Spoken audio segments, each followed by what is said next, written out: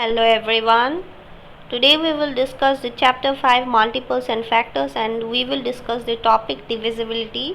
What are the divisibility rules and how we can test divisibility of numbers. So we will come to know in these slides.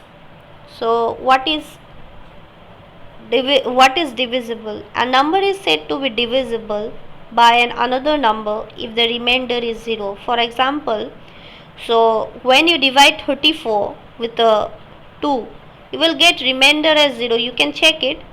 You will get remainder as 0. So if you divide it by 34, so if you divide it 3 ones are 2, if you get 14, so 2 7s are 14. So you get remainder as 0. So this shows that as we got remainder as 0, so this 34 is divisible by 2. Okay, so this proves that. So how to prove it? You come to know, you just divide it. If you get the remainder as 0, that means that number is divisible by that number. Okay. So what are divisibility rules? Divisibility rules are a set of general rules that are often used to determine whether or not a number is evenly divisible by another number. So divisibility rules are nothing. So we will come for different numbers and their divisibility rules, and this way you can check a number is divisible by another number or not. So there are some rules, and these divisibility rules no need to do divide. You can, by seeing only, you can tell a number is divisible by another number or not. So these divisibility rules will help you to make easier to test the divisibility. So test of divisibility of by 10. So how will you check a number is divisible by 10 or not? If a number, if I am giving any number, if it ends with 0, that means it is divisible by 10. For example, 10, 20, 30, 240, you see the end number is 0. So if these numbers, if the numbers, if the last digit is 0, if ends with 0, that means it is divisible by 10. Okay, you come to know. So if you find it, you can divide it also. By dividing also you can check it, is it divisible or not. If the remainder is 0, that means it is divisible.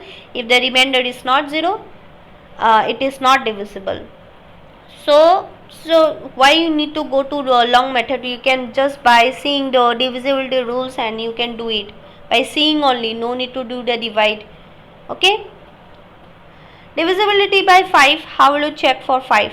If the number ends with 0 or 5, it is divisible by 5. For example, 25, 645, 4570, 2400. So you see the number of first number, you see 25, the last digit is 5. In case of 645, the last digit is 5. In case of 4570, the last digit is 0. So if the last digit or a number is ends with 0 or 5, it is divisible by 5. Very simple. Divisibility by 2. So how will you check for divisibility by 2? If a number ends with 0, 2, 4, 6 or 8, in any of these numbers, it is divisible by 2. For example, 30, 252, 334, 886, 678, these all are divisible by 2 because these numbers in last digit contains 0, 2, 4, 6, 8. So which you can see in this. Any of this number if in the last digit is there, that means it is divisible by 2. But in case of 3, it is also that if a number is given, you need to do what? You need to add all the numbers. You need to sum of the digits, and then is it divisible by 3 or not? If it is divisible by 3, that means the number is divisible by 3. For example, 396, I have given you a number. So you need to add each digit of this number. 3 plus 9 plus 6, you got 18. Is this 18 is in the table of 3? Yes, 3, 6 are 18. That means it is divisible by 3, right? So therefore 396 is divisible by 3. For in case of if I give a 488, if you add all the digits, you got 20, which is not divisible, which is not in the table of 3. That means it is not divisible by 3, and therefore 488 is not divisible by 3. You can check also by divide. You will not get, in case of this 488, you can check that you will not get the remainder as 0. So like that. So you will be given a number, you just add it. If the answer is in the table of 3, that means it is divisible by 3. Similarly, in case of 9, it is same like the 3. You need to add all the numbers and you need to check that number, whatever after adding whatever number you got, is in the table of 9 or not. If it's in the table of 9, that means it is divisible by 9, and this number is also divisible by 9.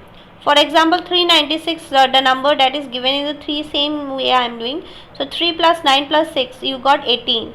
Is it in the table of 9? 9 2s are 18. Yes. So that means it is divisible by 9. Therefore 396 is divisible by 9.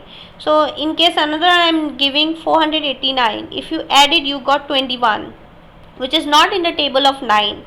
That means this is not divisible by 9. So therefore 489 is not divisible by 9. So just see the a number after adding whatever you got it. Is it in the multiplication table of 9? If it is there, that means it is divisible by 9, and if it's not there, that means it is not divisible by 9. So these are some rules. We have got the rules of 2, 3, 5, 9 and 10. For there are other numbers also which rules are there, by seeing only you can tell. So now I think you can, by seeing only you can tell the number is divisible by that number or not. Okay. So just try to understand and try to read all these things, because it's very important, and you can use this divisibility in many factors, in many numbers. In finding factors also you can use these divisibility rules, and many other sums you can use, and these are few only, there are more. So with this I like to conclude. In the next class I will solve this question by using the divisibility rule to solve the questions of exercise 7.